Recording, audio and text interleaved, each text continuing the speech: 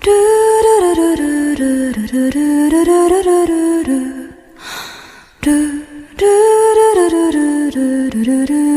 दोस्तों आज हम बात करने वाले फिर से हमारे लव स्टोरी लव 99 के बारे में। तो स्टार्ट करते हैं हमारे आज के एपिसोड को। तो इससे पहले आप सबने देखा कि अकाने जानकर काफी ज्यादा खुश होती है कि उसकी कोई गर्लफ्रेंड नहीं है। खैर अब बात करते हैं हमारे आज के इस एपिसोड के बारे में। तो स्टार्टिंग में सभी देखते हैं कि जैसे ही रूना अकाने को बोलती है तुम यामादा को लाइक करती हो, जिस पर अकाने सोचती है कि अब मैं क्या बोलूं, और वो साई फील करती है और कहती है कि नहीं ऐसा कुछ नहीं है। लेकिन तभी हम सभी देखते हैं कि अचानक से ईता अपनी बहन का मुंह बंद कर देता है और कहता है कि मेरी बहन काफ़ी क्यूट है, वो कुछ ज़्यादा ही बोलती है, प्लीज़ इसको माफ़ कर देना। लेकिन तभी हम सभी देखते हैं कि जैसी रूना ये सारी बातें सुनती है तो अपने भाई को एक मिडिल फिंगर दिखाती है और कहते हैं कि सट अप भाई। और इसके बाद हम सभी देखते हैं कि ईता ये बात सुनने के बाद काफ़ी ज़्यादा सैड होता है और सोचता है कि मेरी बहन कैसी है। खैर दूसरी ओर हम सभी देखते हैं कि अकाने ये सारी बातें सुनने के बाद सोचते हैं कि आखिरकार अब उसे क्या बोलना चाहिए। लेकिन दूसरी ओर अकाने देखती है कि यामादा उसे घूर रहा होता है, वो बहुत ही प्यार भरी नज़रों से। एंड ये सारी चीज़ देखने के बाद अकाने यामादा के अंदर खो जाती है।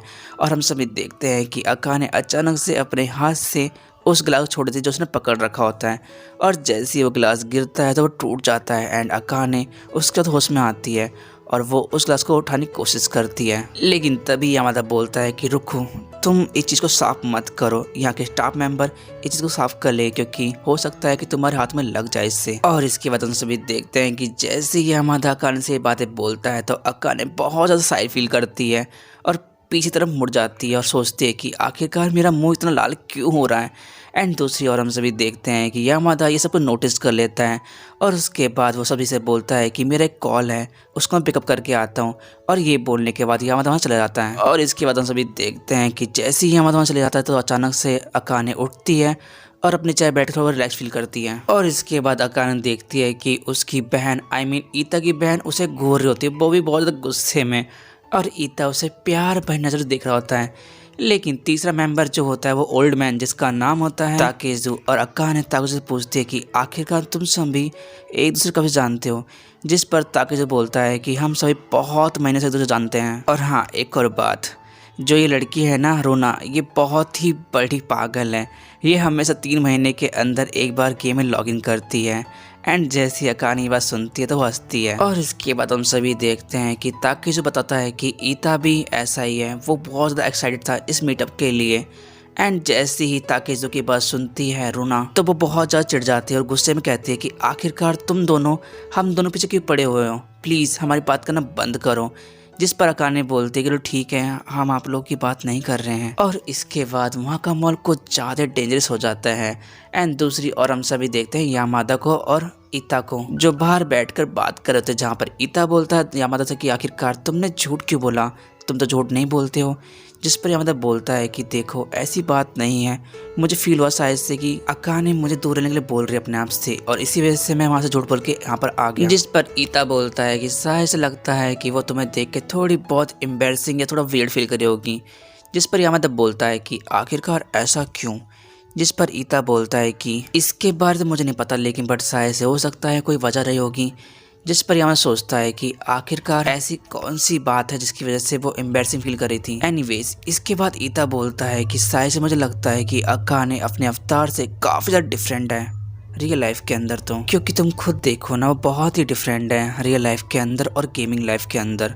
जिस पर यामादा बोलता है कि मुझे तो शायद से दोनों बराबर ही लगती हैं, गेमिंग लाइफ के अंदर भी और रियल लाइफ के अंदर भी।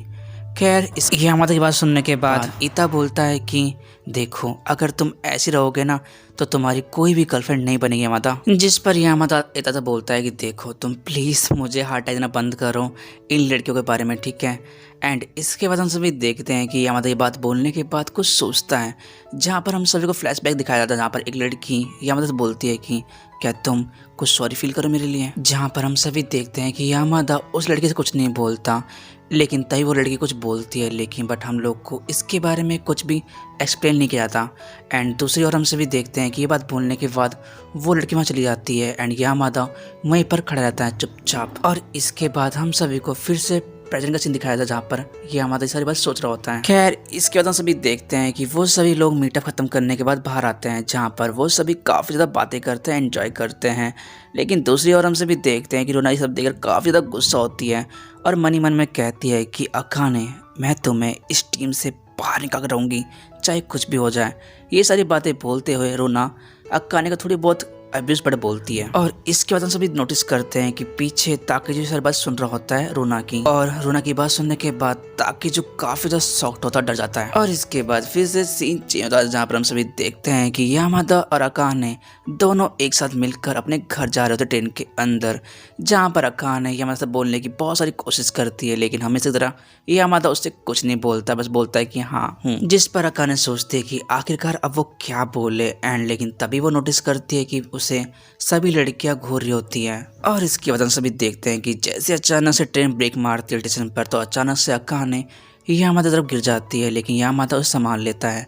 लेकिन इसके बाद हम सभी देखते हैं कि यामादा उनसे कहता है कि चलो तुम मेरी सीट पे आ जाओ, मेरी जगह पे आ जाओ। और इसके बाद अकाने नोटिस करती है कि वो लड़कियां उसे नहीं बल्कि यामादा देख रही होती हैं। जिसके बाद अकाने सोचते हैं कि शायद से मुझे पहले समझ जाना चाहिए था कि ये लड़कियां मुझे नहीं बल्कि यामादा देख रही है। एंड इसके बाद हम सभी देखते हैं कि अकाने यामादा से पूछते हैं कि आखिरकार इसके बाद हम सभी कहाँ जाएंगे, जिस पर यामादा बोलता है कि अब हम लोग शॉप पर जाने वाले हैं। एंड इसके बाद हम सभी देखते हैं कि शॉप पर जाने के बाद यामादा एक पुडिंग खरीदता है बस डिनर के अंदर खाने के लिए। एंड ये सारी बातें देखने के बाद अकाने काफ़ी शॉक्ड होती है। एंड इसके बाद हम सभी देखते हैं कि जैसे ही वो दोनों एक साथ चलते हैं तो अकाने से पूछते हैं कि आखिरकार क्या तुम उस घर के अंदर अकेले रहते हो, जिस पर यामादा बोलता है कि हाँ मैं अकेले रहता हूँ।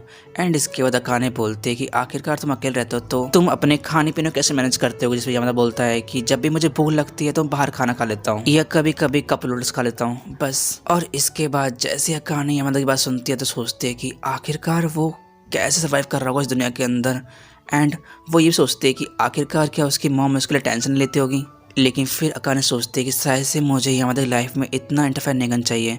लेकिन तभी हम सभी देखते हैं कि अकाने यामादा से बोलते हैं कि तुम यहीं रुको। और ये बोलने के बाद अकाने भगते अपने घर जाती है और उसके लिए बहुत सारे खाने पीने ले आती है। इन सभी चीज़ें देखने के बाद यामादा बोलता है कि देखो मैं तुमसे ये सारी चीज़ें नहीं ले सकता, तो इसलिए प्लीज़ तुम ये सारी चीज़ें वापस ले जाओ। और इसके बाद हम सभी देखते हैं कि अकाने यामादा से बोलते देखो तुम अभी बहुत ही यंग लड़की हो, इसलिए तुम्हें खाने पीने की बहुत ज़्यादा जरूरत है, इसलिए प्लीज़ तुम सबको रख लो। ये सारी बातें अकाने यामादा से बोल रहे तभी अचानक से अकाने के पास एक अननोन नंबर का कॉल आता है, और वो कॉल होता है रोना का, जहाँ पर रोना अकाने सॉरी बोलती है कि प्लीज़ मुझे माफ़ कर देना, मैंने जो भी तुम्हारे साथ आज बिहेव किया था उस चीज़ के लिए। और रोना की बात सुनने के बाद अकाने काफ़ी ज़्यादा खुश होती है। लेकिन तभी रोना बोलती है कि देखो मैं जानती हूँ कि मैंने तुम साथ बहुत ही वियर्ड और रूडली बात की थी, और इसलिए मैं चाहती हूँ कि हम दोनों सैटरडे को मिलकर बात करें और घूमें फिरें, जिससे हम दोनों की दोस्ती हो जाए। और दूसरी ओर हम सभी देखते हैं कि यामादा ये सारी बातें सुन रहा होता है, लेकिन वो अकाने खुश देखने के बाद उसे कुछ नहीं बोलता, और इवन यहाँ तक कि अकाने का दिया सब कुछ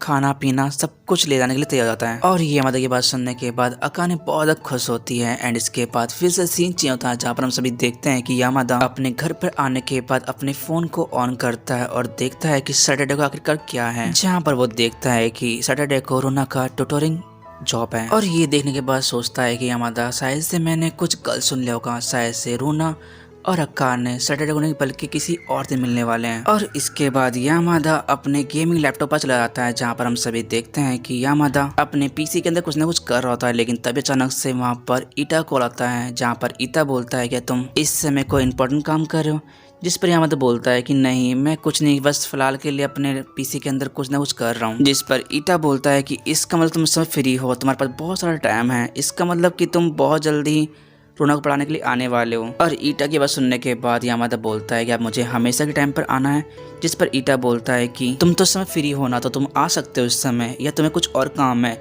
जिस पर यामादा बोलता है कि नहीं नहीं ऐसी कोई बात नहीं, मैं आ जाऊंगा। और ये बात बोलने के बाद यामादा फोन कट कर देता है और वो सोचता है कि आखिरकार कैसे हो सकता है कि रोना और अकाने सैटरडे को मिलने वाले हैं। खैर एनीवेज इसके बाद फिर से सीन चेंज होता है, जहाँ पर हम सभी देखते हैं कि सैटरडे को अकाने मिलने आई होती है रोना से, लेकिन बट वहाँ पर रोना नहीं होती है, बल्कि अकाने के साथ कोई और पर्सन बैठा होता है, जो काफ़ी ज़्यादा वियर्ड होता है, क्योंकि वो पर्सन अकाने को रूमी कह के बुला रहा होता है। एंड अकाने इस पर कहती है कि देखो मैं रूमी नहीं हूँ बल्कि मैं कोई और हूँ। लेकिन वो पर्सन अकाने की कोई बात नहीं सुनता। वो चुपचाप से उसकी बात को अवॉइड करता है और अकाने की तारीफ करना स्टार्ट कर देता है और कहता है कि अकाने तुम कितनी ज्यादा ब्यूटीफुल हो, तुम्हारा फिगर काफी ज्यादा हॉट है यार। और जैसे उस पर्सन से अकाने ये बात सुनती है तो वो काफी ज्यादा वियर्ड फील करती है। एंड तभी अचानक से अकाने के पास रोना का मैसेज आता है जिसमें लिखा होता है कि वो इस समय यहाँ पर नहीं आ सकती क्योंकि उसे कुछ काम पड़ गया है। और जैसे अकाने ये मैसेज पढ़ती है तो उसका दिमाग खराब होता है क्योंकि रूना ने उसकी जगह उसके एक दोस्त को भेजा होता है जो कि गेमर है और वो उससे कहती है कि शायद से उसे आज के दिन उसके साथ टाइम स्पेंड करना चाहिए।